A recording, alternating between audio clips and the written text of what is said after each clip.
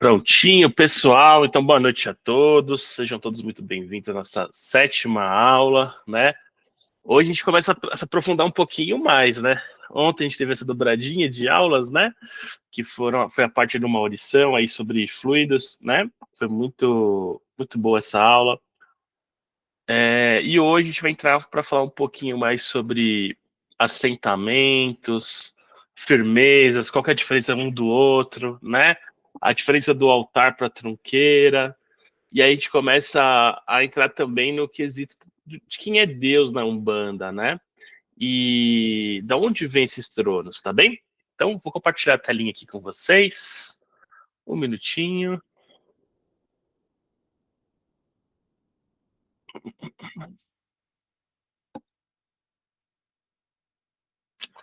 Uma boa aula para todos, tá bom, pessoal?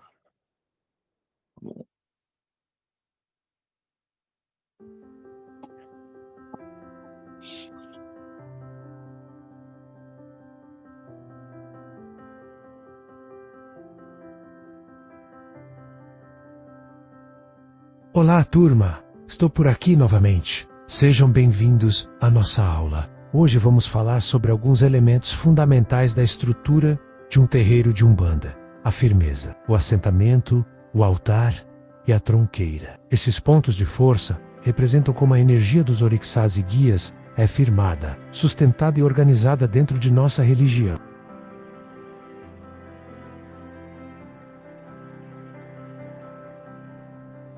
Chamamos de firmeza o ato de estabelecer uma força ou poder em determinado ponto. Pode ser algo simples, como acender uma vela para o anjo da guarda, pedindo proteção, ou colocar uma vela para Ogum com a intenção de abrir caminhos. A firmeza é geralmente particular, feita para si ou para alguém, e pode ter duração temporária, como uma vela de 7 dias, que ao se apagar, precisa ser reacendida. Pessoal, então, vou falar rapidinho sobre a firmeza, depois a gente faz uma comparação mais para frente, né? Mas a firmeza, ela é esse ato simples, tá? Da gente firmar uma força, firmar uma intenção, né? O ato de firmar, né? A gente sempre fala assim, que um bandista ele não acende uma vela, ele firma essa vela, né? Então, eu estou ali determinando uma ação, né? Eu posso assim, firmar uma vela para a saúde, posso firmar uma vela para uma entidade, né? Para um guia meu se aproximar, né? Então, isso é a firmeza, é o firmar, tá bom?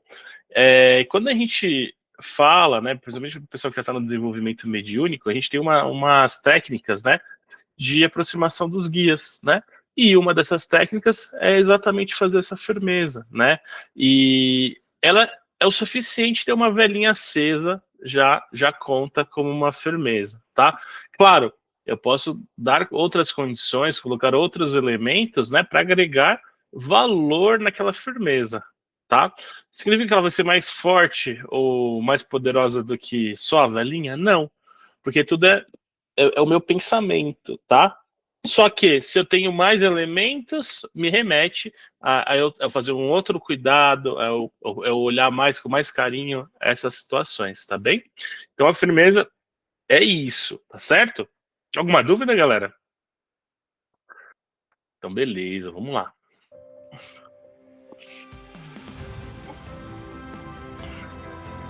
Já o assentamento é algo mais profundo. Ele representa uma força enraizada, sustentadora de todo um trabalho espiritual. Costuma ser feito quando a casa já atende pessoas. O assentamento é o poder do orixá presente em terra, pode estar no altar, na tranqueira, no portão de entrada, formando polos de equilíbrio, como por exemplo, o altar ligado à direita e ao alto, a tronqueira ligada à esquerda e ao chão. Então, o assentamento aqui, galera, né? A gente consegue ver ele no terreiro ali. A gente tem um assentamento lá no terreiro de Ogum, né? Fica no cantinho ali, né? Que nada mais é do que eu trazer a força daquele orixá, né? Para dentro ali do nosso terreiro, né? Então, essa força está o tempo todo acesa, alimentada, né, para que Ogum esteja ali, a força de Ogum esteja presente no nosso terreiro, Tá? Então, quando eu faço um assentamento, eu trago esse poder para dentro do terreiro, né? Então, ali eu tenho um poder ativo, mostrando que o tempo todo está abrindo caminhos, que tá lidando com quebra de demandas, né? Que são as funções do nosso pai Ogum, né? E ela sempre fica alimentada, sempre fica acesa, né? Então, a cada 15 dias, né? Eu tenho que ir lá fazer a alimentação desse assentamento. O que é a alimentação desse assentamento? Eu tenho que alimentar lá com dendê, né? Eu coloco uma cerveja para lavar as coisas do Ogum, eu coloco a vala de 7 dias de Ogum, faço a troca das folhas, tá? Então, ali é a força viva de Ogum no terreiro, tá? É bem simples, mas é muito poderoso, né? A gente, para quem tem clarividência, consegue ver ali a energia se manifestando, né? E tudo mais. E a gente que sente, né? Sente quando tá bem estruturado, bem ativo, tá? Então, o assentamento pode ser só para orixá? Não, pode ser para guias também, né? E a gente também tem o assentamento na tronqueira, tem assentamento no altar, né? Então, na tronqueira, eu assento quem? Os guardiões. Eu deixo a força do Exu, de Pombogira, de Exu Mirim, Pombogira Mirim, resguardando ali nosso terreiro, né? Cuidando dessas energias. Então, eles também têm um processo de alimentação semanalmente, nesse caso, tá? Na tronqueira. O que mais? Firmezas, né? Vocês viram que lá no nosso terreiro, pegando de exemplo, a gente tem logo na entrada a firmeza de Ogum, que fica no alto, né? Então ali é uma firmezinha para aquelas entidades ali, algum de ronda, algum de lei, né? Que eles amparam a gente energeticamente no momento da gira, né? Então, olha só, ali eu estou ativando a firmeza para um ato ritualístico que eu vou fazer. Ela tem um tempo de atuação, tá? O assentamento já não. O assentamento ele tá lá o tempo todo sendo firmado e apontado para que esteja em função, né, em disponibilidade para a gente lá, tá? Então, essas são as diferenças. Então, a gente vai ter a firmeza do baiano, a firmeza do malandro, a firmeza do boiadeiro, do marinheiro, dos ciganos, tá? Isso são firmezas, tem um tempo certo para estar trabalhando, que a gente costuma firmar eles, né, em eventos especiais ou quando a gente começa, antes de começar a gira, tá bem? Para que essa energia fique ali e proteja a gente também. Vocês já viram lá no terreiro essas firmezas? Para quem já foi no terreiro, né? Levanta a mãozinha aí, galera. Muito bem. Então tá bom. Alguma dúvida aqui sobre o assentamento, pessoal? Então bora lá.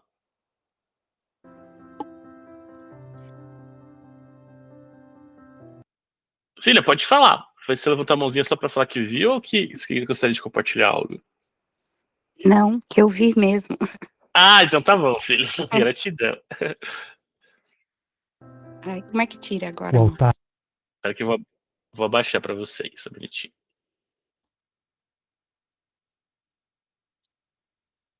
Pronto.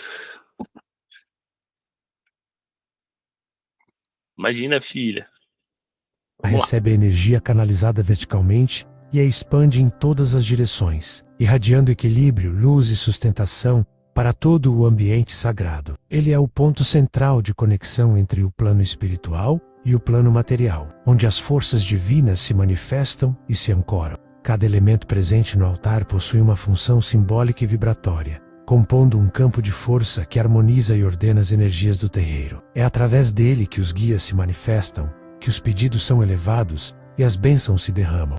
O altar representa a presença do sagrado em forma visível, uma ponte viva entre o divino e os seres humanos. Sua energia pulsa conforme o amor, a fé e o respeito daqueles que o cultuam. Quanto mais consciência e entrega houver nas oferendas e nas intenções, mais intensa e pura será a expansão dessa força. Por isso, manter o altar limpo, harmonizado e ativo é essencial. Ele é o coração energético do espaço, o ponto de equilíbrio entre o céu e a terra, onde tudo começa e tudo retorna em comunhão com a luz divina. Desde os primórdios da humanidade, O ser humano sentiu a necessidade de se conectar ao divino por meio de um ponto sagrado. Os primeiros altares surgiram como manifestações desse impulso. Pedras empilhadas, montes de terra, troncos ou locais elevados, onde se faziam oferendas e preces aos deuses e às forças da natureza. Eram espaços de encontro entre o céu e a terra, onde o invisível se tornava presente. Na tradição judaico-cristã, o primeiro altar mencionado na Bíblia foi erguido por Noé, logo após o dilúvio, em sinal de gratidão e aliança com Deus. Então Noé edificou um altar ao Senhor, e tomando de todo animal limpo e de toda ave limpa, ofereceu holocaustos sobre o altar. Gênesis 8:20.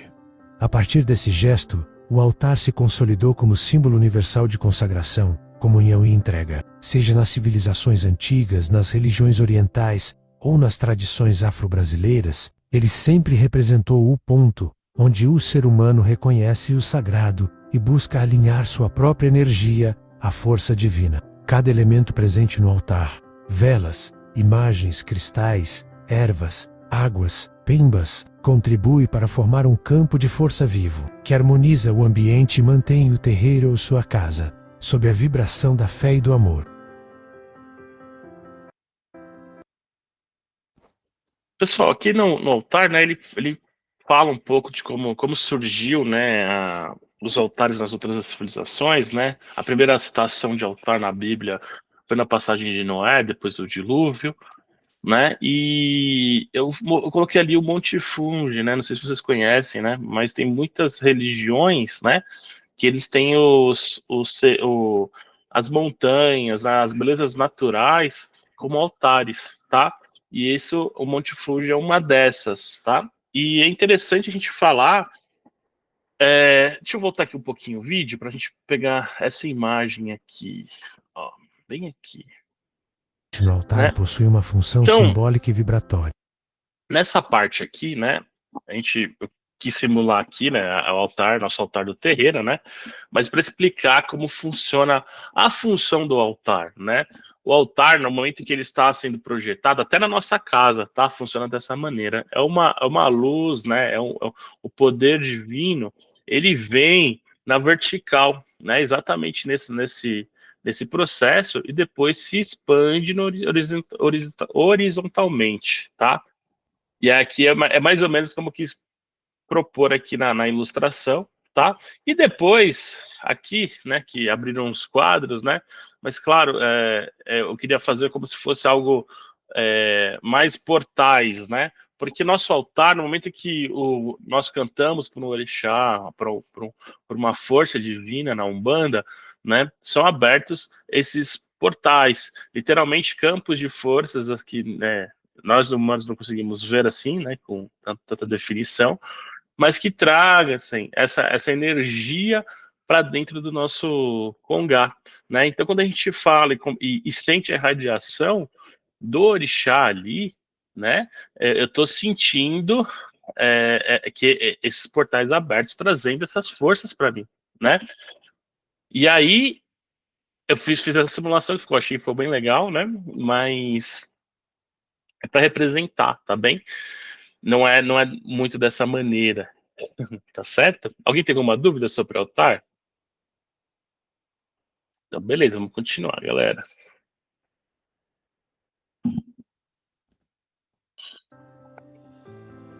Tronqueira é o nome que se dá ao local onde se acendem as velas e se firmam elementos para os guardiões de esquerda do templo. Ali eles são firmados e assentados. Concede ao templo força e proteção com relação às energias e ações negativas, enquanto o altar é irradiador e sustentador. A tronqueira tem uma função de anular, absorver e descarregar as energias negativas, densas, que possam atrapalhar os trabalhos. A palavra tronqueira possui um sentido original, que remete a uma barreira, ou cerca feita de troncos de madeira. Esse conceito de barreira foi adaptado e ressignificado nas religiões de matriz africana, especialmente na Umbanda. Então, pessoal, diferente do altar, né, a tronqueira também é um altar, só que voltado, em vez da teoria de expansão, né, da energia, ela é um altar que absorve energias, né? Então, por isso que a gente costuma ver uma trunqueira oposto da energia do altar, né? Fora do mesmo ambiente, ou na rua, né? Em alguns terreiros, ou sempre no chão, tá? Porque ela tem essa função de absorver energias, tá? Então, essa imagem quer dizer mais ou menos isso. Eu tô com a trunqueira ali, né? E ali está recolhendo as energias que eu quero dispensar. Lembrando, né, que a gente está falando de energia no geral, tá? Não é só energia negativa que ela vai recolher. Ela vai recolher qualquer tipo de energia, né? Então, por isso, né, que a gente não se deve ficar muito tempo com a trunqueira, na trunqueira, porque ela tem essa função de absorver energia e aí pode ocorrer nosso esgotamento, tá bem? A trunqueira, pode falar, Sol. Pai, é o seguinte, essa coisa da trunqueira, quando a gente entra para saudar, né? Uhum. A gente está descarregando na hora da saudação ou não? Também, exatamente. Toda vez que a gente põe ali, vai fazer esse movimento aqui com as mãos, né? Na trunqueira, é a primeira parte. Eu estou descarregando tudo que não quero, que não está ali comigo. Então, toda vez que eu chego no terreiro, né? Todos os médios vão na trunqueira e já descarregam o que está carregando ali para se energizar positivamente, tá? E assim, a gente não precisa falar nada que já está descarregando. Ou tem alguma coisa que a gente possa falar para contribuir com essa... Não, a gente pode falar assim para contribuir, pedindo e passando para a frente esses sentimentos que nós estamos carregando, né? Então, por exemplo, estou triste hoje, né? Então eu começo a pensar nessa tristeza, por qual o motivo dela, e tenho certeza que quando você virar as costas e sair, você vai estar mais tranquila referente a isso. Claro, se você souber de onde está vindo a fonte disso, né? E lembrando, sempre a parte sua, não da outra pessoa. Se é a outra pessoa que fez para você, o problema é da pessoa, né? Se a gente não tem que corrigir os atos dela, cada um tem sua consciência. É sempre a sua parte, tá? Mas a gente tem a função também de quando chega na trunqueira, né? De saudar os guardiões, saudar a força que está ali. Então, por isso nós falamos Laroye Exu, Exu é Mojubá, Laroye Senhoras Pombogiras, Pombogira é Mojubá, Laroye Exu Mirim, Exu Mirim é Mojubá, Laroye Pombogira Mirim, Pombogira Mirim é Mojubá. E agradecemos a guarda e proteção ali. E nesse momento eu tô descarregando, né?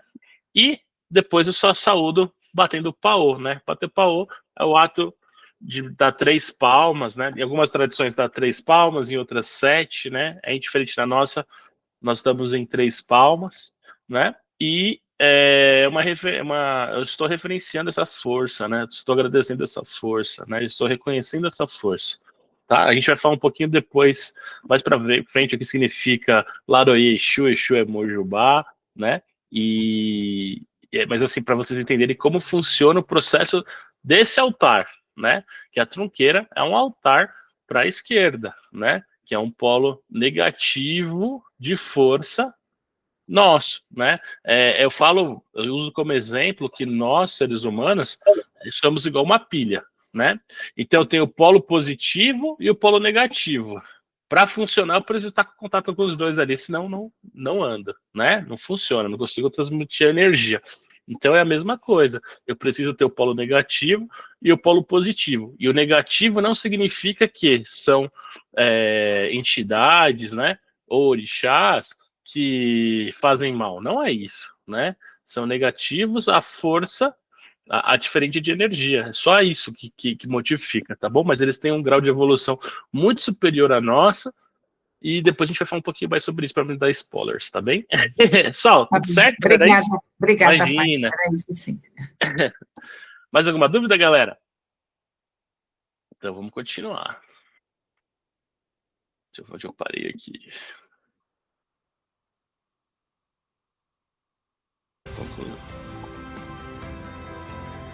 Então, turma, chegamos a uma conclusão importante. A firmeza representa a atuação direta do seu pedido, enquanto o assentamento é a presença da força divina ou da entidade em determinado local. O assentamento pode ser comparado a uma fortaleza que abriga um exército completo, com todas as suas divisões e forças organizadas. A firmeza, por sua vez, se assemelha a uma base avançada, onde apenas uma dessas divisões está instalada, ou seja, a da entidade firmada. Enquanto o assentamento é algo definitivo, a firmeza costuma ser transitória. Um assentamento deve permanecer iluminado permanentemente e ser realimentado, periodicamente com os elementos previamente determinados. Já uma firmeza pode ser iluminada conforme a necessidade e reforçada ocasionalmente, conforme a atuação da entidade ou o pedido do médium. O assentamento deve ter um dia fixo na semana para ser cuidado e alimentado, enquanto a firmeza deve ser reativada sempre que o zelador fizer um novo pedido de auxílio à entidade correspondente.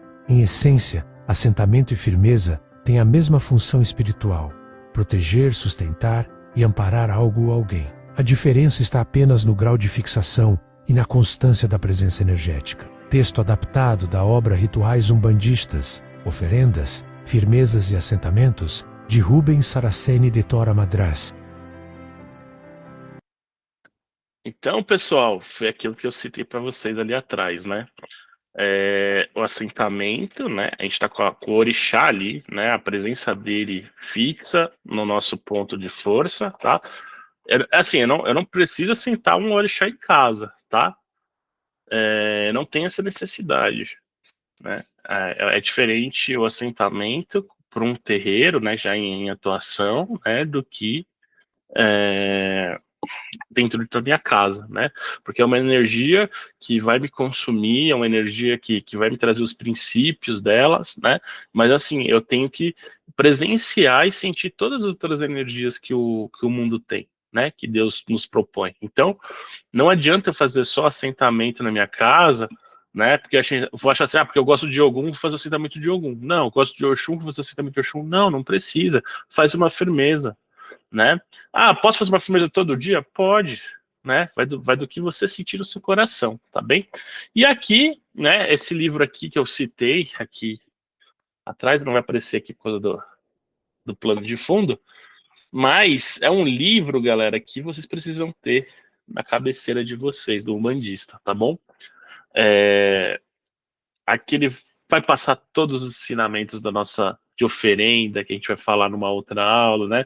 Das firmezas, dos assentamentos. Então aqui a gente consegue consultar tudo bonitinho e ver o que eu consigo montar e melhorar em cada firmeza, assentamento e oferenda. Depois nós vamos falar um pouquinho, né?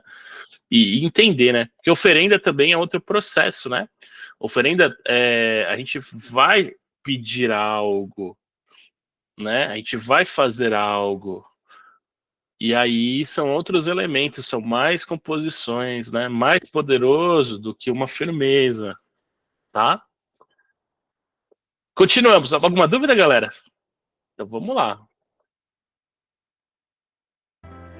As guias na Umbanda são colares ritualísticos confeccionados com contas de miçanga, sementes, cristais ou outros elementos naturais, consagrados para representar a ligação energética entre o médium, seus guias espirituais e os orixás. Mais do que simples adornos, as guias são instrumentos de poder e de proteção espiritual, que vibram de acordo com a energia da entidade ou do orixá que representam. Cada cor, forma e sequência de contas carrega um simbolismo vibracional, correspondente às forças da natureza e às linhas de trabalho da Umbanda. Na tradição umbandista, o uso das guias é essencial para a atuação segura do médium, pois elas filtram, equilibram e direcionam as energias durante os trabalhos espirituais. Assim, tornam-se elos de conexão e escudos vibracionais que protegem o médium das influências negativas e facilitam a comunicação com a espiritualidade superior. Segundo Rubens Saraceni, em Doutrina e Teologia de Umbanda Sagrada, cada guia é uma extensão energética da força que ela representa, ancorando no campo vibracional do médium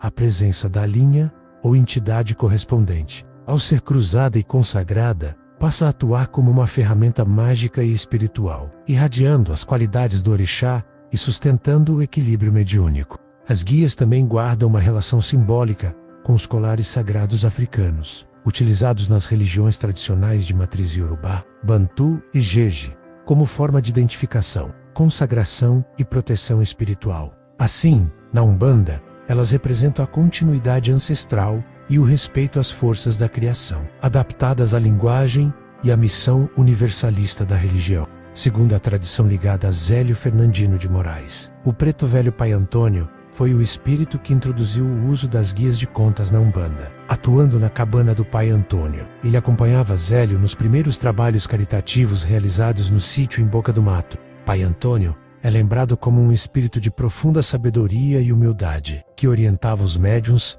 e ensinava os fundamentos espirituais com simplicidade e amor. Foi ele quem apresentou as guias como instrumentos de ligação entre o médium e as forças espirituais, explicando que cada colar, ao ser consagrado, se tornava um símbolo vivo de fé, proteção e compromisso com a caridade. As guias se tornaram, desde então, um dos elementos mais importantes da prática espiritual umbandista, representando o elo entre o plano material e o espiritual. Elas expressam a presença dos orixás e guias de luz, sustentando e equilibrando as vibrações do médium durante os rituais. Essa tradição foi transmitida diretamente por Zélio de Moraes, fundador da Umbanda, e preservada por seus discípulos, reforçando o valor simbólico e energético das guias como parte essencial da liturgia da religião.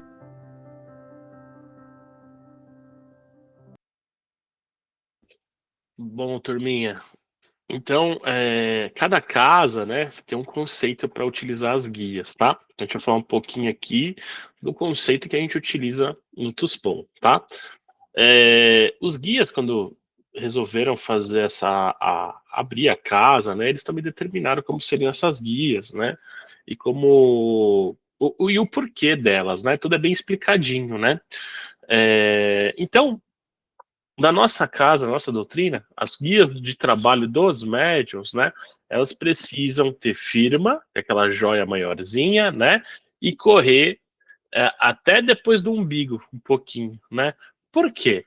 Porque ali a gente vai pegar a maior parte dos chakras do médium, né, como foi citado aqui, traz o equilíbrio, proteção, é importante, né, a gente ter esse fundamento para nós, né, para fazer esse equilíbrio nos nossos chakras, tá bem? Então é por isso que se pede dessa maneira. Depois, né, aí nós temos outros tipos de guia, né, que temos a guia de proteção, né, essa não necessariamente precisa ter firma, tá? Algumas têm, outras não tem problema, tá? As de proteção, né, elas são menores, tá? Elas pegam, sei lá, até um palmo do peito, mais ou menos, tá bom? Eu tenho uma aqui, ó, que é a minha de proteção, né? Mas essa aqui é uma com mistério próprio, feito para mim, tá? E assim, é muito bom vocês se relacionarem com os guias de vocês, né? Para que vocês tenham essa possibilidade de criarem as coisas, né? Conforme a orientação da sua espiritualidade, né? Então, essa daqui, ó, ela é pequenininha, né? Mas tem muita força, muito poder, muito amor envolvido, tá? Tem só mistérios dos meus guias de esquerda que trabalham comigo, tá? Então, as de proteção, né? Não necessariamente precisa ter firma. As que tem, se tiver firma também não tem problema, né? Mas a questão da firma é que a energia entra para um lugar, né? Passa, transcorre e sai por outra ponta. Essa é a função dessa firma, tá?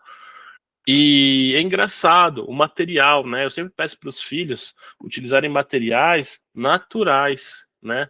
Assim, o que seria material natural, pai? A porcelana pode? Pode. Porcelana, vidro, né? Pedras naturais, tá? Eu só peço para evitar o plástico, né? Ou aqueles metais que ferrujam, que oxidam, né? Por quê? Porque a gente gosta de ir muito na natureza, a gente gosta de molhar nossas guias e pegar esse axé do mar, pegar esse axé das cachoeiras, esse axé do lago, né?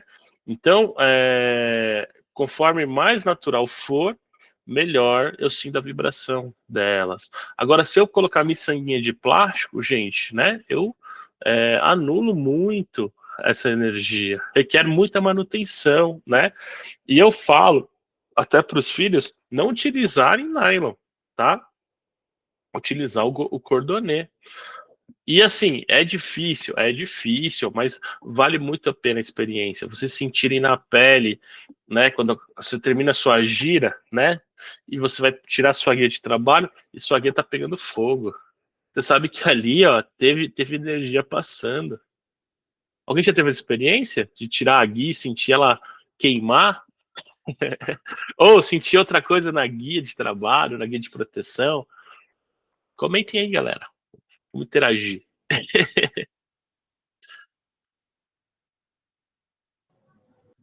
Você já sentiu, Sol? Quer comentar?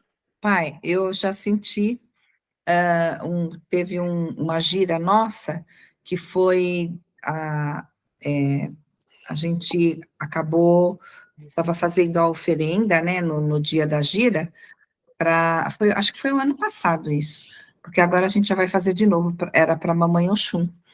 E a minha guia da Oxum, eu me lembro perfeitamente nesse dia, e acho que eu cheguei a comentar, inclusive, que quando eu pus a mão na minha guia, eu sentia como se ela tivesse aumentado, eu sentia ela grande, né? Eu até olhei e falei, nossa, parece que as pedras ficaram maiores, porque eu punha a mão nela e eu sentia ela mais gordinha, assim, mais, né? Ela enchia a minha mão, e era como se a minha mão, né, junto com a guia, emanasse uma energia mesmo, grande, né?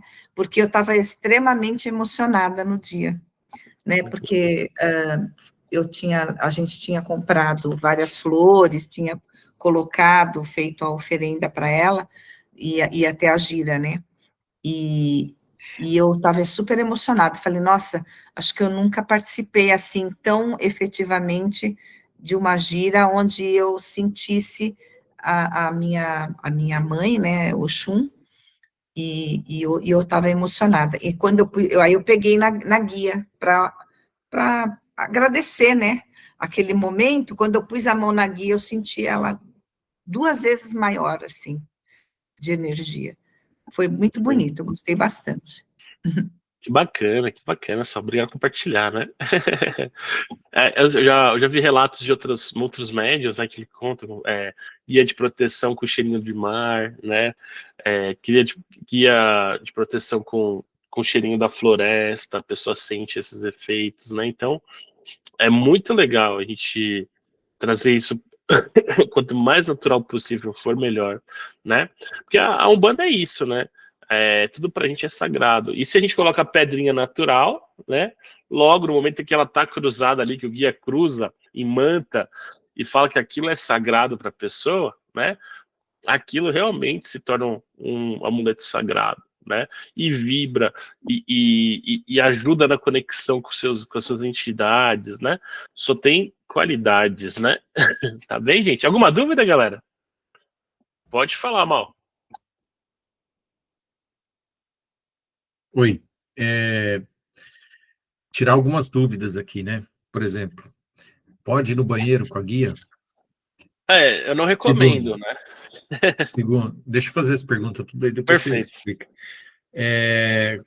Então, a gente vai tirar a guia, né? A gente pode deixar com outra pessoa onde a gente põe, né? Algumas coisas assim, acho que seria Legal. interessante falar. Então, quando a gente vai no banheiro, né, na gira, né, é legal a gente passar por um irmão, sim, segurar a guia, né? Nossa casa, a gente tem o suporte para o banheiro, né, para antes de acessar o banheiro, deixar a guia. Por quê?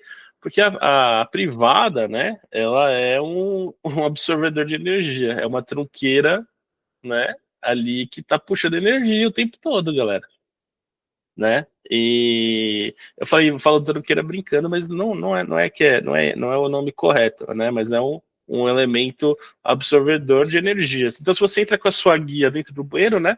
Você vai acabar tendo como fala, uma impureza ali, né? Sujando ela. Então, não é legal utilizar a guia no banheiro, tá bom? Então, por isso que a gente pede para deixar sempre com médio, né? Porque é um ato sagrado ali, isso aqui já está consagrada, né? E é a mesma coisa, né? Quando eu estou incorporado, eu sinto, nós que estamos incorporados, né, não sentimos tanta necessidade de usar o banheiro, né? Não sei se vocês já perceberam isso. É raro a situação para ir no banheiro, utilizar o banheiro, né? E porque quando a gente está incorporado, né, se modifica muito todo o nosso corpo, né?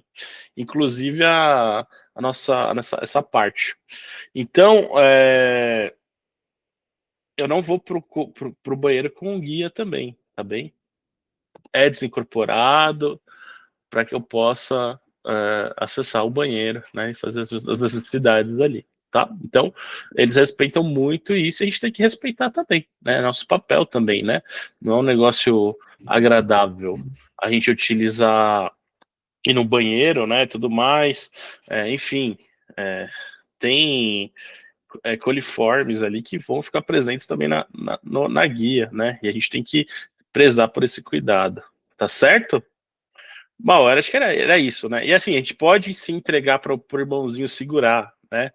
E eu aconselho também não segurar com a guia assim, né? Você dá o braço para ela, né? Para não fechar um elo ali de força. Por quê? Porque, como eu falei, a energia entra e sai, entra e sai, entra e sai. Aí você vai lá e fecha a energia, né? Então você não sabe o que seu irmão estava carregado, que energia que estava trabalhada ali naquela guia, né? Então tem todo esses viés que é importante a gente tomar cuidado. Ah, pai, mas se aconteceu isso comigo, eu nunca senti nada. Beleza. Talvez você não seja uma pessoa tão sensível, né? Mas a gente tem filhos de santo que já fizeram esse negócio e olha, gente, depois para conseguir restaurar o médium, né? Que estava começando no desenvolvimento, não tinha muita noção ainda, é complicado, é difícil, né? Então, se previnem, né, dessas situações, tá bom? Bom, mais alguma pergunta? Beleza. Vamos continuar, galera? Mais alguma dúvida? Então, vamos lá.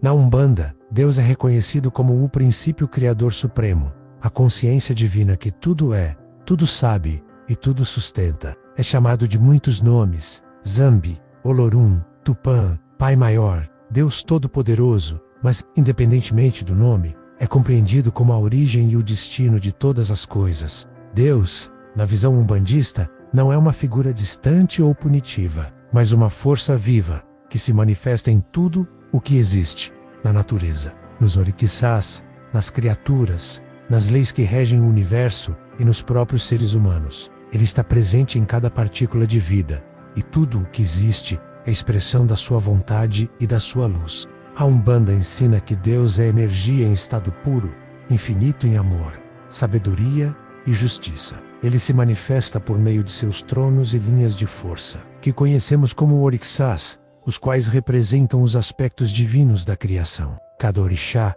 é uma emanação direta dessa consciência suprema, atuando na manutenção da ordem, da vida e do equilíbrio universal. Por isso, ao cultuar os orixás e guias espirituais, o umbandista não adora entidades intermediárias, mas reverencia o próprio Deus em suas múltiplas manifestações. A Umbanda não separa o divino do cotidiano. Tudo é sagrado, tudo é expressão da presença divina, como dizia Rubens Saraceni, em Doutrina e Teologia de Umbanda Sagrada. Deus é a própria luz original. Cada orixá é uma de suas vibrações. E cada ser é uma centelha dessa luz, em jornada de aprendizado e evolução. Na Umbanda, a fé em Deus se manifesta na prática da caridade, na busca do equilíbrio e na vivência do amor universal. Não há dogmas rígidos, nem exclusividade de caminhos. Cada pessoa é livre para sentir e se conectar ao Criador da forma mais sincera e verdadeira que seu coração permitir. Assim, Deus na Umbanda é uno, onipresente, onisciente e onipotente, mas também é pai e mãe, energia e consciência, amor e lei, o centro de toda a vida e o destino de toda a evolução espiritual. A Umbanda é monoteísta. Para nós, umbandistas, Deus se manifesta através das suas qualidades divinas. Em cada uma das suas qualidades ele gera um orixá, que por sua vez geram em suas hierarquias divinas, naturais e espirituais. Pessoal, então é importante a gente falar de Deus, Olorum, Zambi, Tupã, né? Olorum é o nome mais comum que nós utilizamos, tá? Para a representação de Deus. E aí a gente tem Tupã, que também é algo mais voltado aí para a pagelança, tá? Então, os nossos indígenas, quando se referiam a Deus, usavam mais o nome Tupã, e algumas tendas de Umbanda, né, terreiros de Umbanda, se falam bastante sobre Tupã. E Zambi, que aí são dos nossos outros irmãos, já voltados mais a parte mais africana, mais a parte do Congo, que utilizam esse nome. Então a gente vai ver muito preto velho se referindo a Zambi, né, a Deus, como Zambi, tá bem? E é importante a gente falar, né, que hoje muita gente fala que a Umbanda não é monoteísta, né, mas somos monoteístas, nós acreditamos no único Deus criador, né, e os orixás, né, nós adoramos os orixás? Adoramos, só que para nós, os orixás, diferente do candomblé, né, são energias, são qualidades divinas, né? Então a gente vai acabar entrando um pouquinho agora nesse assunto, falando de tronos dos orixás, que é muito importante, tá bem? É importante a gente prestar atenção nessa aula, né? Conhecer todos os tronos, saber a atuação de cada orixá nesses tronos. Essa é uma grande valia mesmo de como lidar com a nossa religião, né? Depois do nosso curso de teologia, né? Porque assim, em muitos terreiros vocês não vão ouvir falar sobre tronos, vocês vão apenas ouvir falar sobre as 7 linhas de Umbanda, né? Que as 7 linhas de Umbanda a gente vai citar também daqui a pouquinho, né? Mas como estudioso como eu gosto de ser e sou, né? Me fez mais sentido entrar na teoria do pai Rubens Saraceni, né? E classificar essas divindades, tá bem? E é assim que a gente faz no terreiro. Alguém tem alguma dúvida até aqui no momento, galera? E agora a gente vai aprofundar um pouquinho mais, tá bem? Então vamos lá.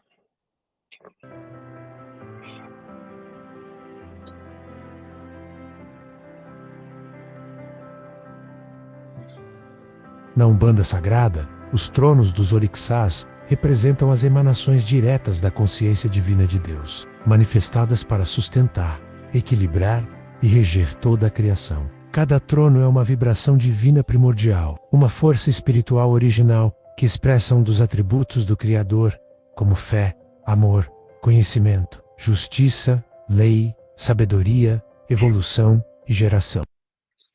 Parei um pouquinho aqui, pessoal, para falar para vocês. Então, né, é importante citar os tronos, né, as qualidades divinas de Deus são essas, né, que nós cultuamos na Umbanda: fé, conhecimento, amor, justiça, lei, evolução e geração, tá? E são essas as 7 linhas de Umbanda, né? Porém, com cada representação de um orixá, né?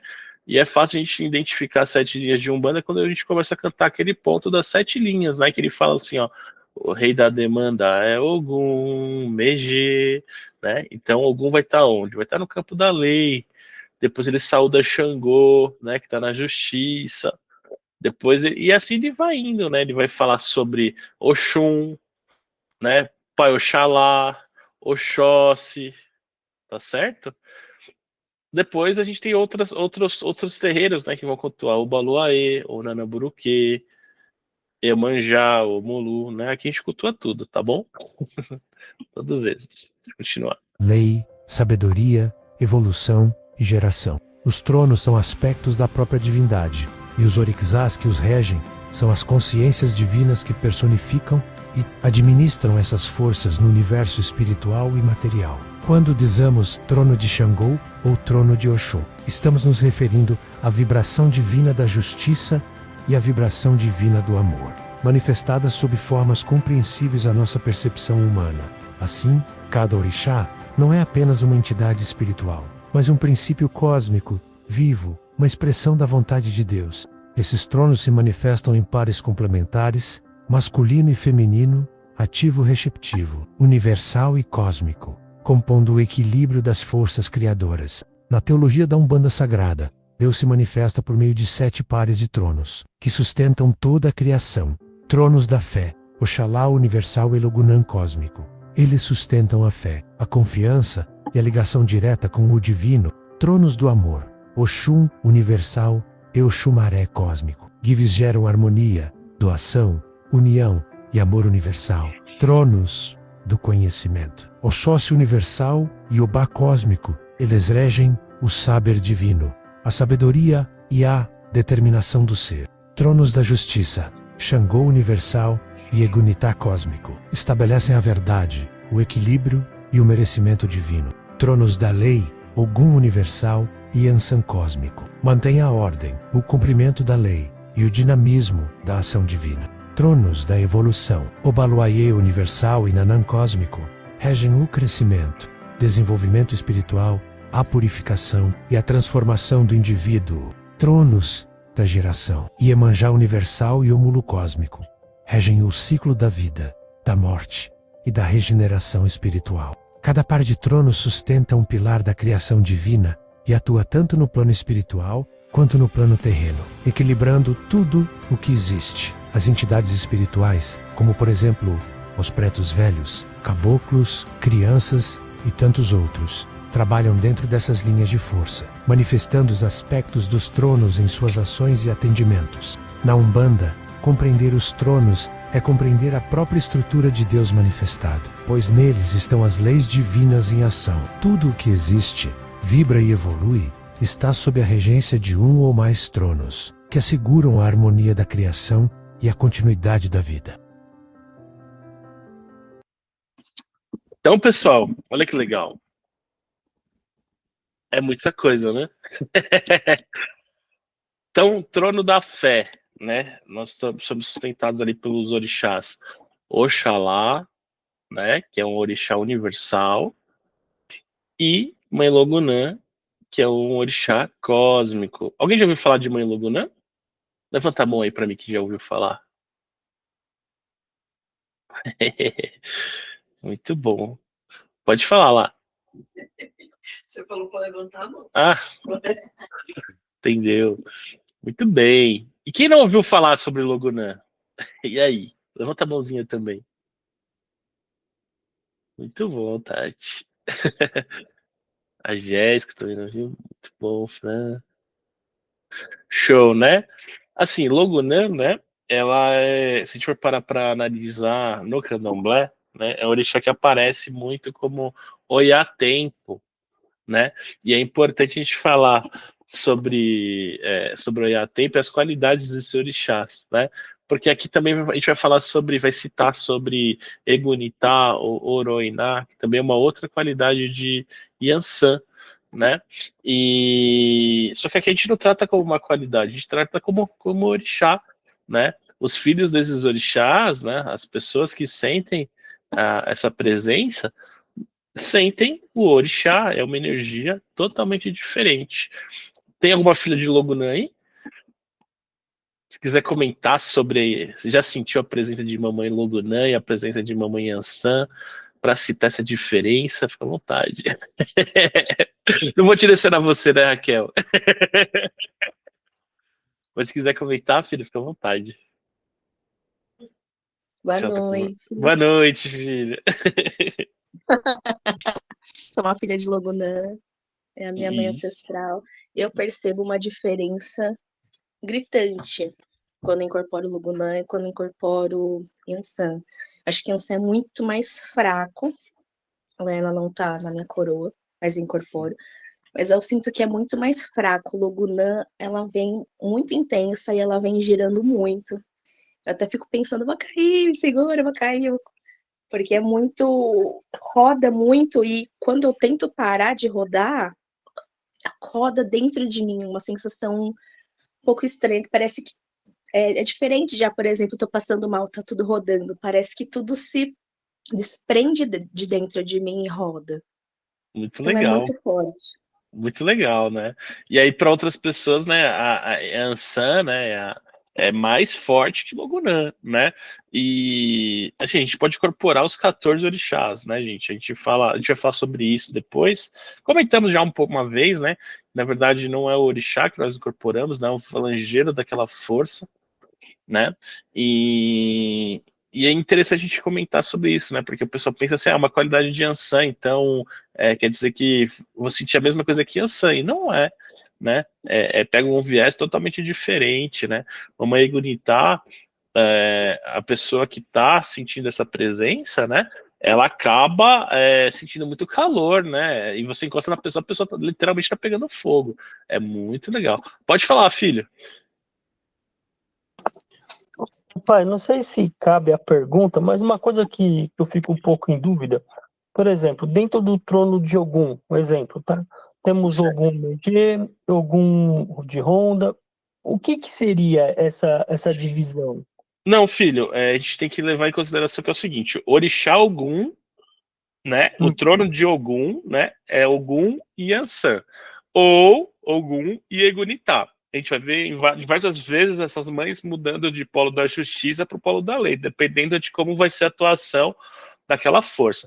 Agora, quando a gente fala assim, ó, Ogum de lei, Ogum rompe-mata, Ogum matinata, Ogum, né? Qualquer outro Ogum, são caboclos que são na força desse Ogum. Né? Então, o que acontece? Eles têm o princípio, o fator deles em Oxóssi, né, que sustenta a força dos caboclos, porém, Ogum também está presente neles. Né? Então, por isso que a gente tem uma gira específica para a gira de caboclos de Ogum, né, na casa. Por quê? Porque daí a gente vai cultuar só os caboclos de Ogum.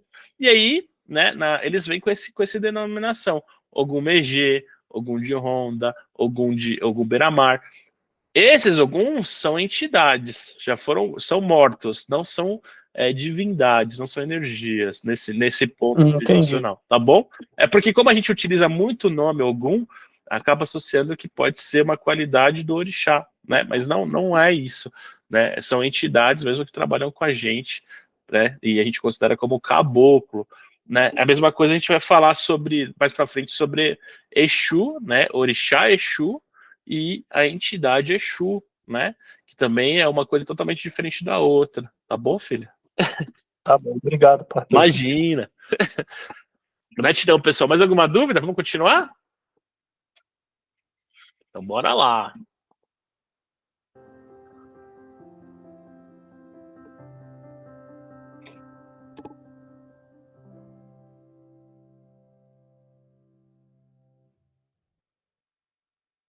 Agora falaremos um pouco sobre o aspecto universal e o aspecto cósmico, dois princípios complementares que regem a manifestação das forças divinas na criação. Aspecto universal tem a função de manter ativa e constante a irradiação divina, garantindo que todas as qualidades de Deus estejam sempre presentes e atuantes em tudo o que existe. É nesse aspecto que as virtudes divinas, como fé, amor, conhecimento, justiça, lei, evolução e geração, permanecem em estado puro e limitado, sustentando o equilíbrio do universo. Quando falamos da qualidade da fé, por exemplo, não nos referimos apenas à fé religiosa, mas à força interior que move o ser humano a realizar, acreditar e confiar. É a fé que impulsiona o ser à ação, que o faz seguir adiante mesmo diante das incertezas, sustentando o propósito divino em sua jornada evolutiva. Já o aspecto cósmico atua como força equilibradora e reguladora dessa irradiação. Sua função é ajustar e dosar as vibrações divinas no ser, evitando que ele se desequilibre ou se prenda em excesso a uma única qualidade. Enquanto o aspecto universal mantém a emanação divina constante, o aspecto cósmico modula essa energia, adaptando à necessidade de cada ser e circunstância. Quando uma pessoa se conecta de forma radical a uma única vibração divina, sem equilíbrio, pode acabar distorcendo o sentido original dessa força. Um exemplo disso é o excesso de fé sem consciência, que pode levar à fanatização e até à destruição. Os atos extremistas, como o de um homem-bomba, ilustram esse desequilíbrio. Movido por uma fé intensa, porém desconectada do amor e da sabedoria, o indivíduo entrega a própria vida a um propósito que acredita ser divino, mas que, na verdade, rompe com a harmonia das leis de Deus. Assim, podemos compreender que o aspecto universal é a emanadora das virtudes divinas, e o aspecto cósmico é o moderador que garante o equilíbrio dessas forças em toda a criação e em cada ser. Um atua irradiando a luz divina sem cessar, o outro regulando essa luz para que ela se manifeste de forma justa, harmônica e construtiva. Maravilha, pessoal. Vamos por partes aqui. Eu quero mostrar para vocês a primeira cena aqui, ó, do planeta, né? E não sei se é possível ver no celular de vocês, aqui no vídeo de vocês, mas assim, é o planeta Terra e tem uma rede, né, de luzes aqui, tá? Que não dá para ver muito bem aqui na imagem também, mas eu falo que essa rede de luzes aqui, né, de energia, são as energias dos orixás, tá? Então, elas estão o tempo todo vibrando, né, mandando energia para o planeta Terra, né? E a gente tem energias que são constantes, que não param de serem enviadas, que é o que nós chamamos de aspecto universal, ou fator universal, ou orixá universal, tá?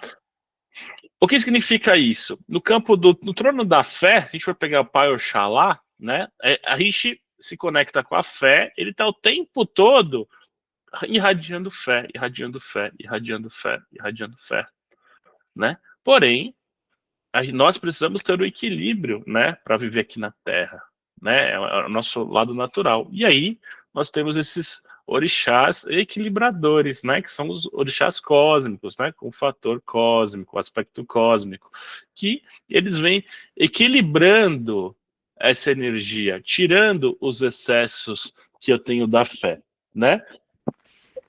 Perdão, pessoal. Como eu citei nesse exemplo, uma pessoa que está muito nesse campo da fé, né, que não consegue sair dessa vibração, que quer se manter nessa fé, o que acontece?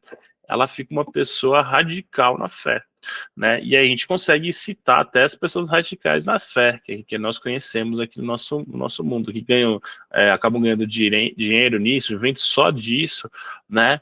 E, enfim, existem diversos momentos, mas tem outros que são mais extremos ainda, né? Que é o caso que eu citei dos homens bomba, né? Por quê? Porque eles fazem o sacrifício deles, o autossacrifício, né, deles, porque eles creem que para onde eles vão depois dessa ação, né, eles vão ter algo divino esperando por eles, né?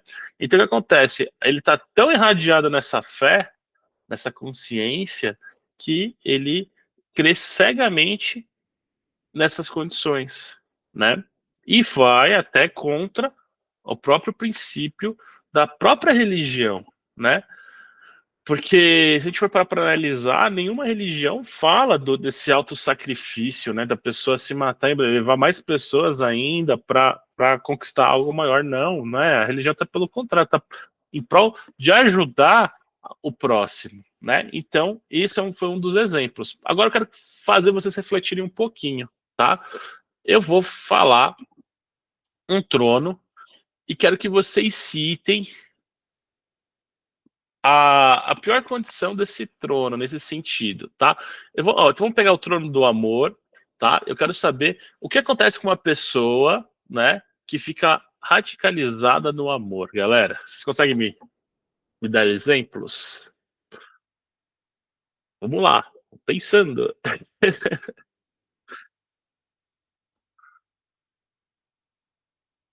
Olha que é fácil, pessoal. Eu acredito que todo mundo já passou por esse momento na vida, viu? Posso falar, pai? Pode, só.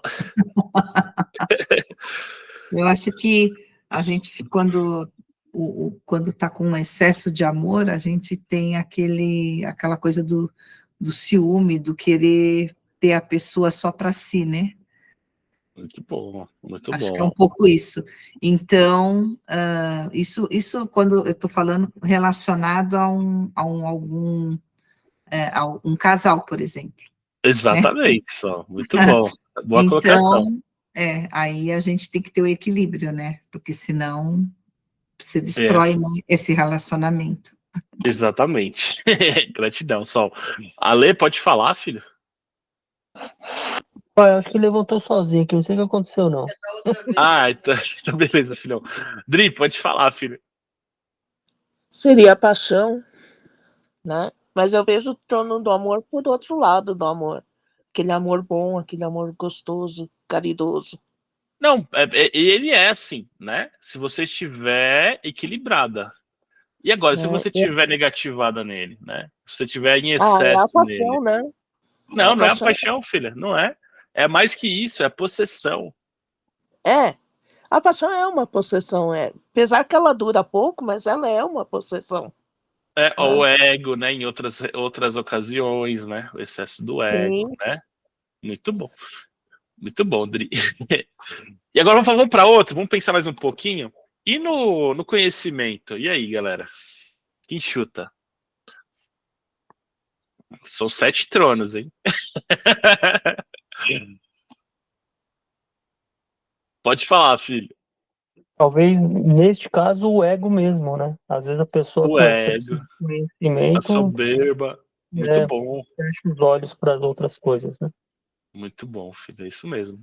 Dri, você levantou de novo ou foi só... Não, né? Beleza.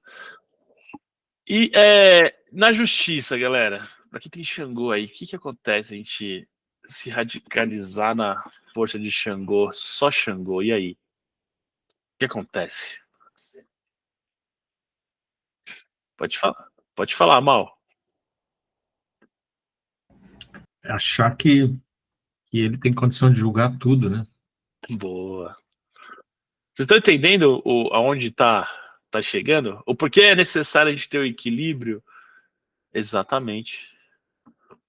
Exatamente, Fabrício, é isso mesmo, filho. Justiça vira um processo, né? E aí a pessoa acaba querendo julgar todo mundo e acha que tá tudo certo, né? Muito bem. Agora, e na geração? E aí, galera?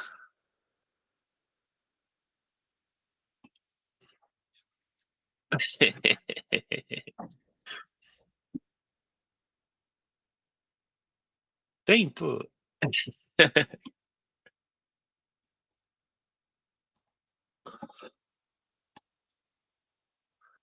Então, galera, na geração a gente tem um fator grande, né? Que é o seguinte, né? Uma pessoa que só tem inícios, que tem muita criatividade para criar. Vamos falar para uma parte mais para negócios, né? Abrir várias empresas e não sustentar nenhuma, né? E assim, às vezes ela vai querer abrir uma outra empresa para o problema dela e vira essa bola de neve, né? Então ela não sustenta essa realidade dela, esse processo de geração. Então quando a gente está muito irradiado nessa parte de criação, né? Eu só quero criar e não consigo um fruto daquilo, né? E isso eu posso levar em todos os ramos da minha vida, desde a gestação de um filho, desde de um processo numa empresa, desde uma arte criativa que eu quero fazer, né?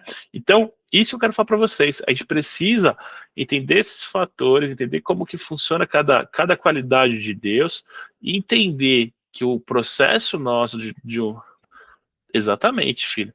O processo nosso dentro dessa terra aqui, né, nesse processo, é o equilíbrio, né? E a Umbanda vem com esse viés, para a gente se equilibrar, né? Então eu tenho um orixá que me irradia quando eu estou precisando daquela força, mas está o tempo todo me irradiando, mas eu não consigo me conectar por algum motivo, e tem um outro que vai me ajudar ou a me erguer, né, naquele processo que eu não estou conseguindo, porque vão ter vários momentos na nossa vida, né? Vamos citar o exemplo da fé novamente. Sou um bandista, estou indo no terreiro, não, por algum motivo, estava tudo bem no terreiro, me senti que fui menosprezado, acabei abalando minha fé.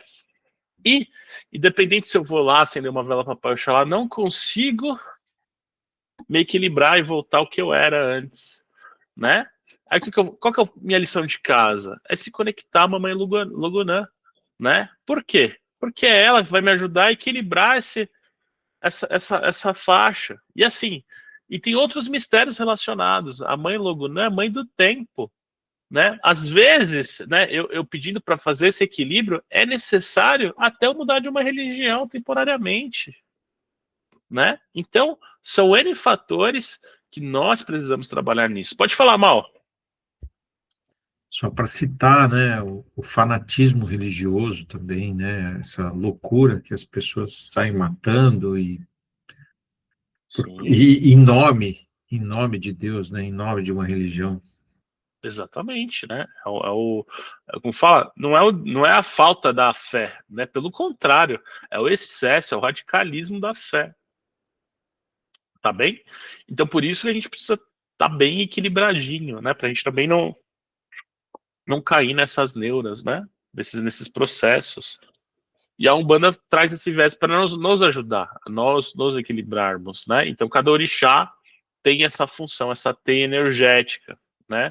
Que é sustentada por todo o nosso planeta, né? Todo o nosso planeta é sustentado por essa teia.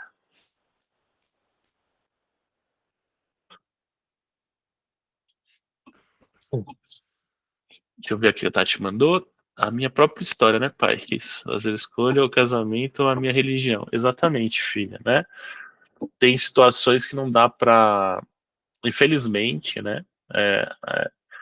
E até um terceiro, né? A gente pode até falar que é no processo do seu esposo, né? Um radicalismo na fé dele, né? E é difícil lidar com essa situação. Mas aí, isso, o orixá vai tratar o indivíduo, né? Você, com a sua sabedoria hoje, se você tiver essa dificuldade, você já começa a entender e a pedir para os orixás tratarem essa força, né? E, claro, da Igreja Católica é visto de uma outra forma, né? Em outras religiões antigas, mitologias, né? A gente vai citar isso depois nas próximas aulas também, então mais um spoiler. Então a gente tem Oxum aqui para nós, na África também, né? E na Grécia, né? Na mitologia grega, era Afrodite, tem as mesmas qualidades, né? Se a gente for para outro hemisfério, vão ter outros deuses, outras divindades que também vão ter essas qualidades. A gente vai citar um pouquinho de cada uma aí na próxima aula para vocês entenderem um pouquinho que tudo, apesar da distância, né, da época, né, da nossa história da Terra, né, essas energias sempre foram vistas, sempre foram sentidas. Porém, cada um interpretava de uma forma, né? A gente aqui interpreta como orixá agora, tá? Mas aí na Mesopotâmia, na antiga Grécia, enfim, né, no Egito antigo, eles também sentiam essas energias e também interpretavam de uma outra maneira, né? E aí a gente vai entendendo um pouquinho. Legal, galera? Deu para entender um pouquinho o que é trono? Mas é muito importante a gente começar a estudar, tá? Então tem um material de apoio. Acompanhem lá, vamos ver o que é trono, tá bom? Se no seu terreiro não tem trono, né? Eu acho que é interessante estudar também para entender os outros conceitos, né? Mas estudem, é legal, né? A gente entender outros viés, né? Porque, igual eu falei, um terreiro pode ser só que só tenha 7 linhas de Umbanda, e tá tudo bem também, tá certo? Esse aqui é só mais uma visão de como ver as coisas, de como sentir esses orixás, como sentir essas energias, né? Porque quando a gente se fala de 7 linhas de Umbanda, vai ter terreiro que não vai cultuar Oxalá, vai ter terreiro que vai cultuar Oxaguian, Oxalufã, né? E tá tudo bem, né? Para nós, o filho de santo que tem Oxaguian, Oxalufã, né? Outro orixá que tem o mesmo princípio da fé, na nossa casa se cultua para Oxalá, né? Outros filhos que tem Ossain, né? Ossain, se cultua Oxóssi na minha casa, e tá tudo bem, né? Porque é uma energia muito próxima, tá certo? Oxum no Pará, né? Então, tem diversos segmentos, diversos orixás. Para você ter uma noção, no culto originário de orixá, né? São citados mais de 400 orixás, né? Então, orixá, gente, tem para todo mundo aí. Tá bem? E para quem quiser, né, também estudar um pouquinho sobre Fá, depois eu passo um professor bom aí que também faz aulas gratuitas que eu acho muito legal, tá bem? É que é muita coisa, né? Então bora lá, galera, vamos voltar. Turminha, vocês sabem como começou a teoria de tronos? Ela tem origem nos primeiros séculos do cristianismo e foi organizada e sistematizada no século VI por um autor conhecido como Dionísio Areopagita. Esse autor, que se inspirou em fontes bíblicas, especialmente nas cartas de São Paulo e nos livros de Isaías e Ezequiel, escreveu uma obra chamada de Coelestia Hierarchia, a hierarquia celeste, na qual ele descreve as 9 ordens angelicais divididas em 3 hierarquias. A Bíblia menciona diferentes tipos de anjos, embora não os organize formalmente em hierarquias. Serafins aparecem em Isaías 6, 2 e 3, descritos como seres que louvam continuamente a Deus, dizendo: Santo, Santo, Santo é o Senhor dos Exércitos. Querubins são mencionados no Gênesis 3 e 24 como guardiões do Éden, e também na visão de Ezequiel, como portadores da glória divina. Tronos, dominações, potestades e principados são citados nas cartas de São Paulo, Efésios 1 e 21, Colossenses 1 e 16, como potências celestes que participam da ordem divina. Os serafins. Pessoal, então só para vocês entenderem, tá? Existe uma teoria de onde vêm os tronos, tá? Só que é o seguinte, eu deixei aqui para vocês esse trecho, tá? E depois vocês assistem com calma, se quiserem se aprofundar, né? E é legal, muito legal essa videoaula que o rapaz passou sobre o estudo dessas 9 sistemas angelicais. Então tem a primeira hierarquia, tem a segunda hierarquia, tem a terceira hierarquia, tá bom? Mas como humanistas, nós não cremos nessa formação, tá? Uma formação cristã essa daqui.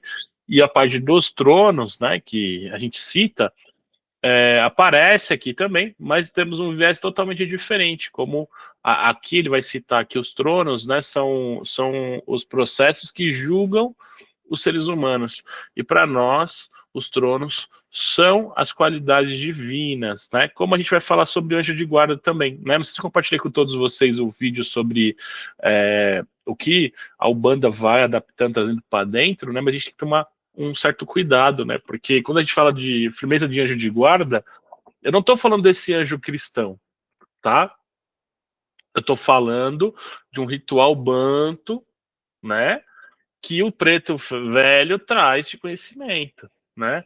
Que é uma entidade, um ser de evolução, num outro processo evolutivo que cuida da gente, né? Que cuida da minha consciência. Então é desse ser, quando eu faço uma firmeza de anjo de guarda, aliás, a firmeza mais importante do umbandista, que a gente se conecta com essa força. E quando a gente consegue se conectar com o nosso anjo de guarda, é pura luz, gente. Alguém já teve experiência, para quem já faz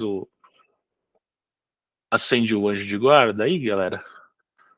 Podem falar, por favor. Tá todo mundo tímido hoje, né? Mas assim, eu vou citar a minha experiência, tá? Então eu pego a velhinha de 7 dias, deixa eu ver se tem uma aqui pertinho aqui pra mim. Simular. Pega a velhinha, não vou ter. Pega essa velhinha de 7 dias. Peguei uma aqui, ó. Muito bom, filha. E aí vocês vão falar que pode ser doideira do pai, né? Eu já gostaria que vocês pudessem sentir essa experiência. Peguei a velhinha de 7 dias aqui. E vou começar a fazer, né? Vou acender ela e vou começar a passar 7 vezes aqui na minha cabeça, tá? Sentido horário.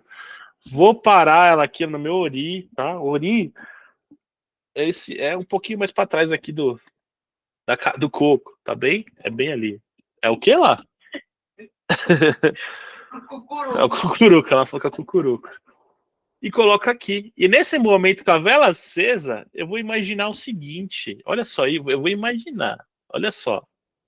Que eu sou uma luzinha irradiando aqui, saindo da minha cabeça, indo para o espaço, e no espaço-tempo se perde, né? E aí eu começo a orar para o meu anjo, até que, por algum motivo, Agora eu vou viajar um pouquinho para vocês entenderem. Para quem já assistiu Dragon Ball Z, sabe quando eles vão subir lá Super Saiyajin e vê uma luz do nada e pega eles? Literalmente é isso que eu sinto na volta da resposta do meu anjo. E aí eu falo, meu anjo está firmado. Eu sinto no meu corpo, eu sinto esse calor. E lembra que a gente falou de fluido? Ontem, literalmente, todos vocês podem sentir isso. Só precisa praticar. E aí, o que eu peço para o meu anjo de guarda, né? Para afastar meus inimigos, para afastar os meus amigos e para afastar eu mesmo de mim mesmo. Porque muitas das vezes eu me saboto, né? Muitas das vezes não é meu amigo, não é meu inimigo, sou eu mesmo na minha mente doida que tá ali me julgando, me sabotando, né? Então é importante a gente sempre falar isso, tomar cuidado, né? Também com o que vai falar. Mas eu peço proteção, sim, eu peço proteção para que eu tenha dos meus inimigos, né? Que eu não tenho inimigos, né? Não sinto que eu tenha inimigos, não tenho essa presença, mas se houver, que eu me sinta protegido deles, que eu me sinta protegido dos meus amigos por algum tipo de intenção, e também da minha cabeça, a de mim mesmo. É importante a gente citar isso, né? Às vezes a nossa vida está tudo bem. Oh, peraí, filhão, deixa eu ler aqui que você mandou. Fabrício. Essa parte, pai, de firma é muito complicado para mim. Muito bom, Felipe. Você precisa treinar um pouquinho aí essa parte de meditação sua, tá? Para todo mundo que tiver dificuldade de concentração. Cara, o vô Pedro me ensinou uma técnica muito legal. E, assim, sem julgamentos, né, hoje? Vamos falar assim. E preciso meditar mais, preciso entender mais. Tô com dificuldade de me concentrar, tô com dificuldade de imaginar, de firmar minha cabeça. Sabe o que eu tenho que fazer? Ler um livro infantil. Vamos lá, vamos pegar a Turma da Mônica e imaginar tudo aqueles textinhos. Sabe? E assim, parece um negócio bem infantilizado, bem besta, mas vocês vão ver como isso vai ajudar vocês. Às vezes a gente tem que estar só com um gatilhinho ali que não vai para frente esse pensamento, essa situação. E quando a gente começa a soltar e começa a ver que a gente, principalmente quem está no desenvolvimento comigo, consigo imaginar aonde está o poder de força, aonde eu vou buscar meu guia, aonde eu vou achar essa força. Cara, o livrinho infantil, 10 minutinhos, você lê o negocinho ali, criar o enredo e a historinha na sua cabeça, vai te ajudar muito a voltar esse princípio nosso, porque esse é um princípio humano, a gente criar as coisas, as ideias na cabeça. Tem pessoas que têm mais facilidade, né, e tem pessoas que têm mais dificuldade. As que têm mais dificuldade não é que ela não crie, né, aquele momento na cabeça dela. Ela cria, mas se perde. Ela cria e se perde. Ela não sustenta essa criação. Então, esse é um treinamento para que eu consiga fazer essa sustentação. Por que acontece isso? Muitas telas, mente ligada, né? Às vezes tem uma rotina no emprego ali para que não é a mais confortável, né? Principalmente para quem, eu falo assim, para quem é empresário que precisa estar muito focado, não pode ficar viajando na maionese, cara, tem uma dificuldade, né? O CLT também, né? Não estou falando só do empresário, não, mas às vezes a conta não vai pagar ali tudo no final do mês, como que a gente fica, né? Então isso vai nos empurrando para fora desse processo criativo nosso, né? E a nossa mente é a chave de tudo acontecer. Quero ter uma melhor corporação, é minha mente. Quero ter uma melhor sintonia, é minha mente. Quero fazer fluido de cura, é minha mente. Quero ajudar num passe, é minha mente, né? Tudo é nossa mente. Vamos aí, galera. Vamos falar um pouquinho aí, que é só o que eu tô falando. Senão começa a viajar e a gente vai longe.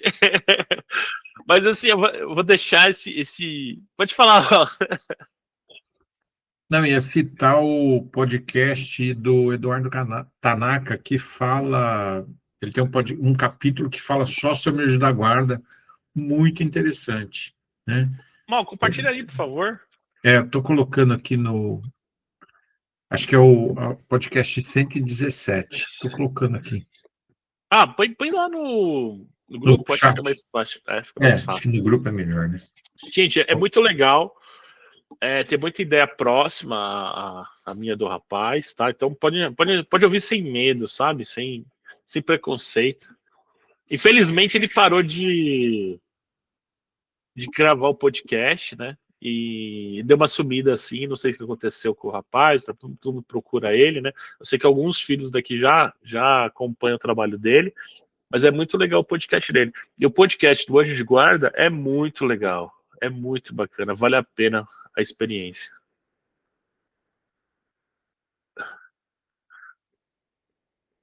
Boa noite, filhas. Pessoal, então vou deixar essa parte aqui desse módulo aberto. Se vocês quiserem ver, maravilha. Se não quiser, também não tem problema, tá? Porque isso aqui é uma explicação cristã desses tronos, né? De toda a hierarquia angelical, tá? Para quem gosta de anjo e gosta dessas situações, fica à vontade, pode assistir, tá bom? Mas a gente encerra por aqui, tá bem? Perguntas, dúvidas, bate-papo, aproveitem. Vamos tirar nessa quinta-feira noite, né? Pode falar, filha. Podem abrir o microfone, galera. Oi, pai. Oi, filha. Eu tenho uma dúvida na questão do assentamento. Certo. Qual que é a diferença que alguns assentamentos, né, das casas eles são expostos e alguns são escondidos, colocam até concreto? Qual a diferença? Muito bom, filha. Esse aí literalmente é o mistério da casa, do que aquelas entidades trazem para casa. Um exemplo, no nosso antigo terreiro, lá na Fonsida, né, o seu Zé fez um trabalho, né, e pediu para todo mundo fazer um assentamento na força do seu Zé Pilintra, que era para a gente fazer o teto todo ali da Fonsida, era um teto feito de isopor, né, se não me engano, e um monte de cruzinha de arruda, né? E assim, é o mistério que ele passou para mim, que era para quê? Para sustentar a casa, para a gente não ter problema com o imóvel. E assim, foi o que aconteceu, foi muito bacana. Nesse outro imóvel, ele já não pediu isso, né? Mas tem muitas pessoas que eu já vi muitos terreiros, né? Fundamento de terreiro, que abre no meio do terreiro, colocam ali a firmeza do guia-chefe, né? O assentamento do guia-chefe no meio do terreiro, né? Concretam, né? E ali é um ponto de força. A mesma coisa é quando a gente tem o otá do terreiro. A gente tem um otá ali, uma pedra, né? Que é nossa ali, que faz a sustentação da casa. A gente vai falar depois um pouquinho sobre isso. Tem a mesma função, né? Então, o assentamento ali é o mistério daquela entidade, quando for entidade, e quando for orixá, literalmente é para trazer o orixá para o ambiente, tá? Então, até vi esses dias aí atrás, né, lá que me mostrou uma influencer, né, fazendo assentamento com Bíblia na casa nova dela, né? Então ela e colocava as Bíblias. Valeu, mal.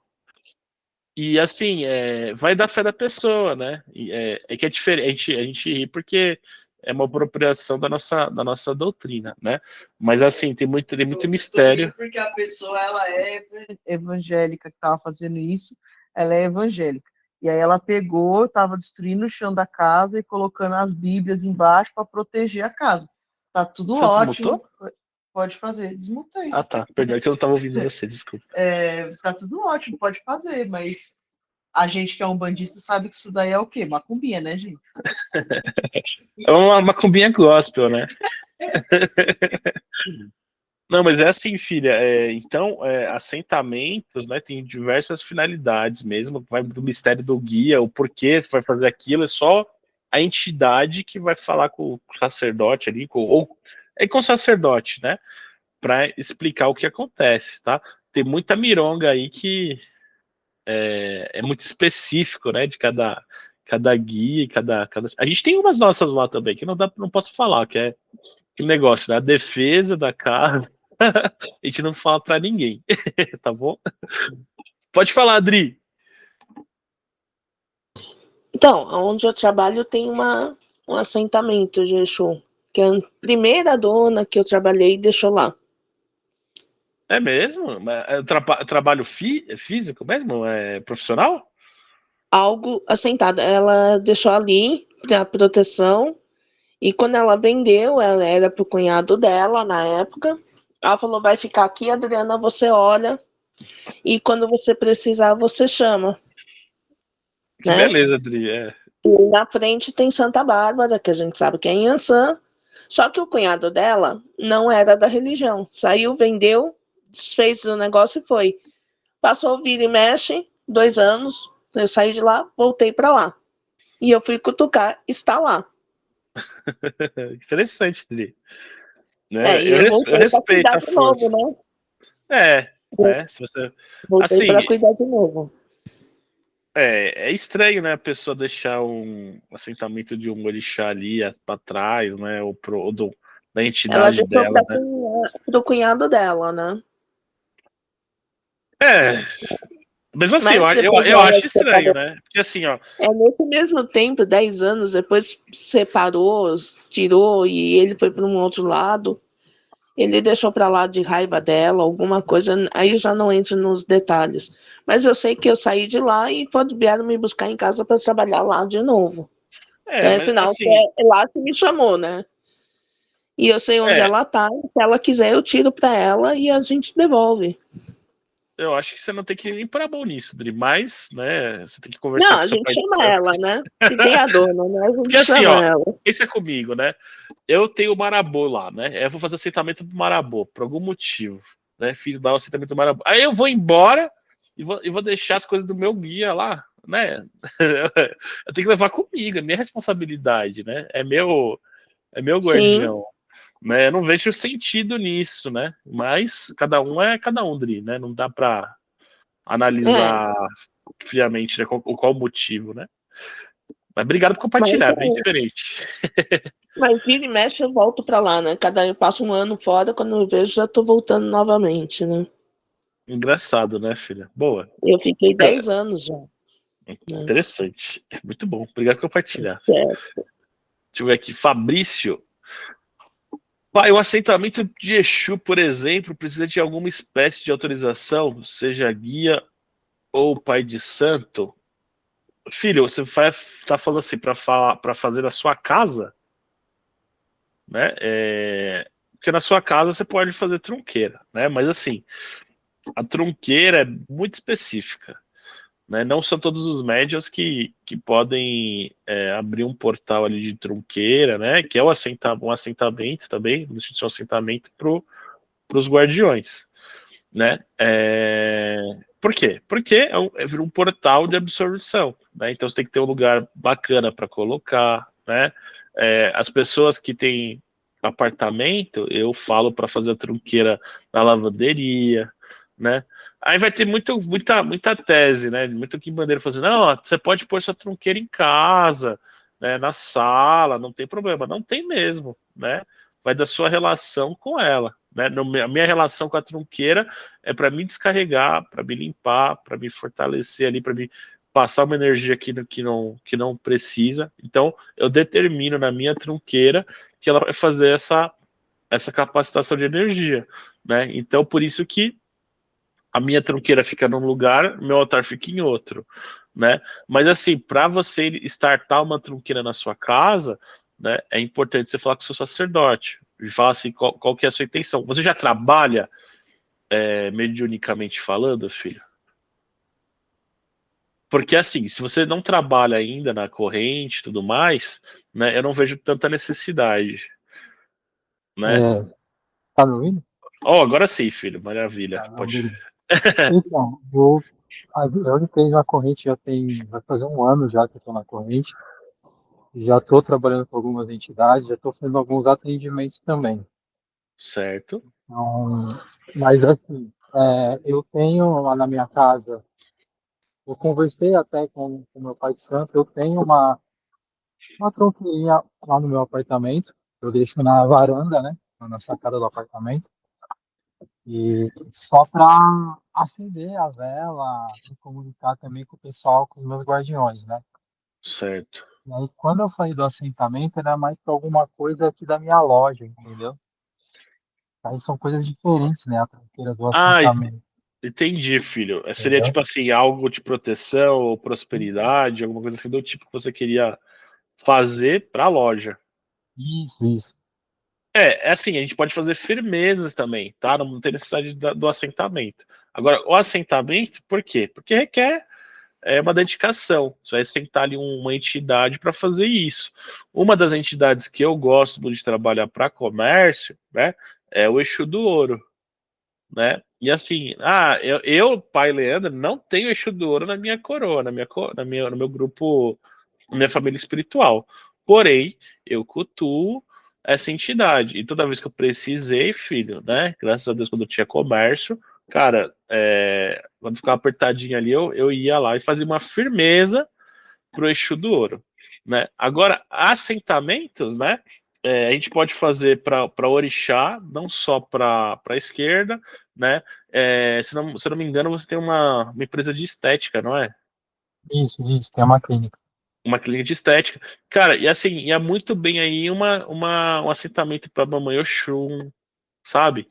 Outras forças que você às vezes não precisa só estar ligado na esquerda. Mesmo que você seja aquela pessoa que eu já sei, meio umbralina, né? Meio que gosta da esquerda e tal, né? Mas a gente tem que saber utilizar todas as forças, filho.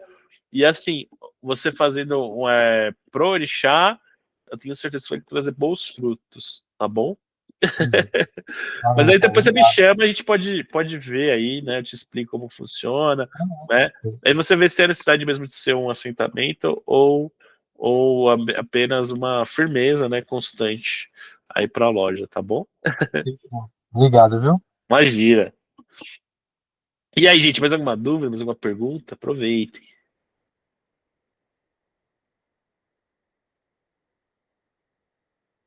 Vamos. Tá todo mundo tímido hoje, né, Mal? Né, lá? Tô quietinho também. Hoje tá